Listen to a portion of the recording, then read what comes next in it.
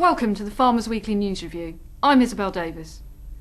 The Rural Payments Agency is under attack after a damning report into its handling of the single payment scheme. The National Audit Office reckons that the agency has wasted £680 million of public money on admin costs and fines since 2005. The NFU says the cost is down to DEFRA rushing to implement a hugely complex SFP model with no regard for the consequences. Union President Peter Kendall says farmers paid the price at the time, but taxpayers are now being forced to pick up the final bill. Vets have joined farmers in calling for a badger cull to combat bovine TB. DEFRA Secretary Hilary Benn continues to refuse to sanction a badger cull, but two of the biggest organisations representing farm animal vets are urging DEFRA to reassess the situation. The British Veterinary Association and specialist cattle vets say a targeted badger cull might be necessary in certain circumstances. Scotland's hill farmers are warning that the clock is ticking for their industry because of low prices and increased red tape. Latest statistics show a rapid reduction in sheep numbers in many areas of the northwest because of lack of confidence in the sector. Producers are warning that unless the trend is reversed, a way of life will be lost forever.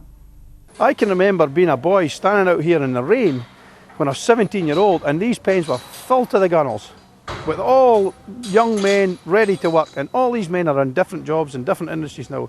And where are we going to be in 20 years' time when the world population is increased and there's no food for them to eat? And then they'll be saying, well, we better try and introduce sheep to the hills again, and it can't be done. You can watch the full report on fwi.co.uk/Exodus. A strike by postal workers looks set to lead to problematic delays for the farming industry. Jonathan Riley explains. The postal strikes could start as early as the 22nd of October, and that could have a big impact on the Rural Payments Agency's mapping exercise. RPA chiefs are worried that the strikes will delay the return of 82,000 maps, which have been sent out to farms over the past 4 months. If the industrial action is prolonged, the RPA has said it may be forced to set up drop-in centres for farmers to return their maps by hand.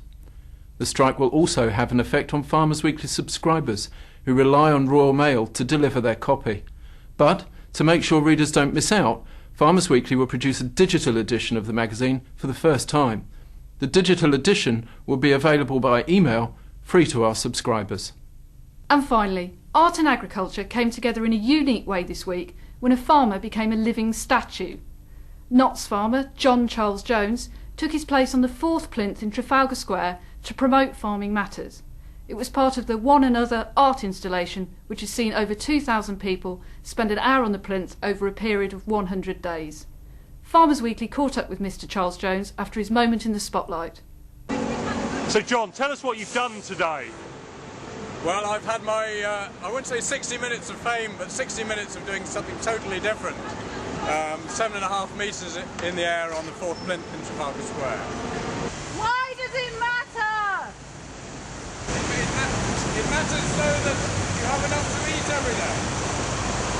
Well, We have a rising world population. Why did you do it? Why did I do it? I think, as with any sculpture, I wanted people just to think for a moment about farming, about the importance of farming and how farming impacts on the life of everyone, because farming produces the food that we all eat, the food that we all take for granted. So I just want people to realise and be reminded that farming matters. That's it from me this week. For all the latest news and views, go to fwi.co.uk.